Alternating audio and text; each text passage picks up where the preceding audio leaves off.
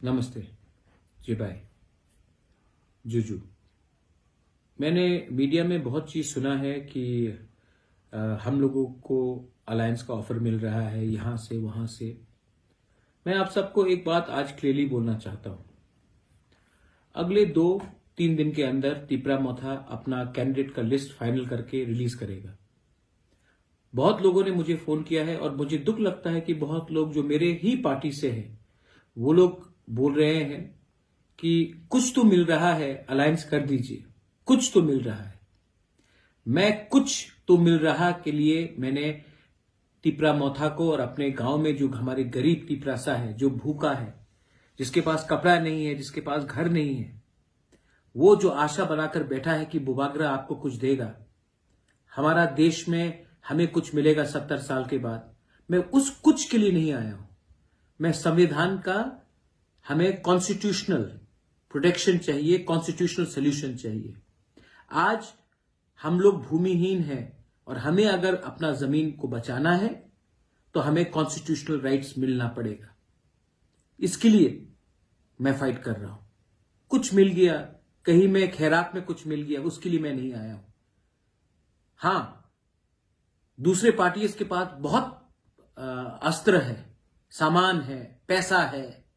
हमारे पास हमारा तिपरासा का विश्वास है और मैं अपने लिए फाइट नहीं कर रहा हूं।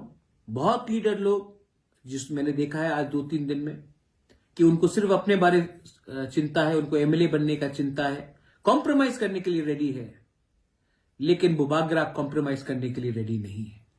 और मैं अपने वॉरियर्स को सबको एक मैसेज भेज रहा हूं और सब जो देख रहे हैं मुझे, मैं उनको एक मैसेज भेज रहा हूं।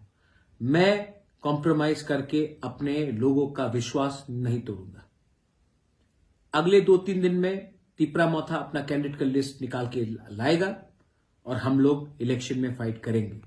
अगर किसी को आखिरी मोमेंट में बात करना है तो अपने मुझे राइटिंग में गवर्नमेंट ऑफ इंडिया या पार्टीज दीजिए constitutional solution for our problem, our existence and survival. अगर आपने राइटिंग में नहीं दिया तो हम किसी से बात नहीं कर रहे और करना भी नहीं है। हम अपने बलबूते में फाइट करेंगे और अपने लोगों को धोखा नहीं देंगे। मैं आपको और एक बात बोलना चाहता हूं, प्लीज सुन लीजिए। भगवान ने मुझे सब कुछ दिया। भगवान ने मुझे घर दिया, पैसा भी दिया, लेकिन मैं ये पैसा और ये घर लेकर जब मैं जाऊंगा ऊपर, तो मैं पैसा लेकर नहीं जाऊंगा, अपना संपत्ति लेकर ऊपर नहीं जाऊंगा। मैं एक अच्छा नाम लेकर ऊपर जा सकता हूं और अगर मेरा अपना अच्छा नाम रखना है तो मैं कॉम्प्रोमाइज करके अपने देश को नहीं बेच सकता, अपने लोगों को नहीं बेच सकता।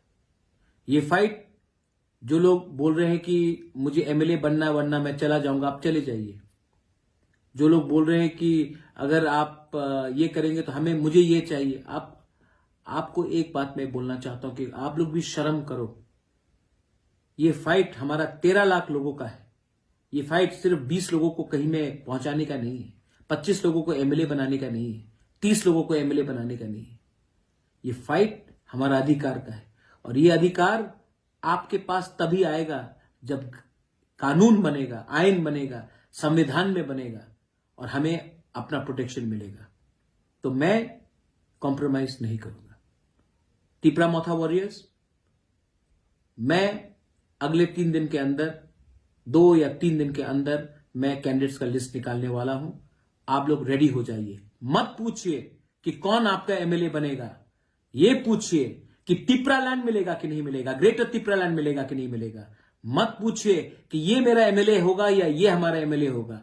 ये पूछिए कि अगर थानसा रहा तभी 13 लाख लोगों को कुछ मिलेगा।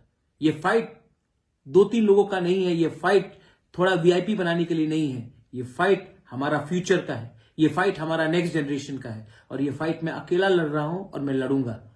अगर आपको मेरा संग रहना है तो रहिए, साथ देना है तो दीजिए। और अगर आपको जैसे पहले बड़ा बड़ा बात करके, इलेक्शन के पहले कॉम्प्रोमाइज करके, सीट एडजस्टमेंट करके, लेकिन अपने लोगों का राइट्स को ना देकर आपने अगर अलायंस किया तो हमारा तिपरासा हमको कभी माफ नहीं करेगा। बेलाइनो हम बाय, थैंक यू, खुलुंखा, पत्रुतु।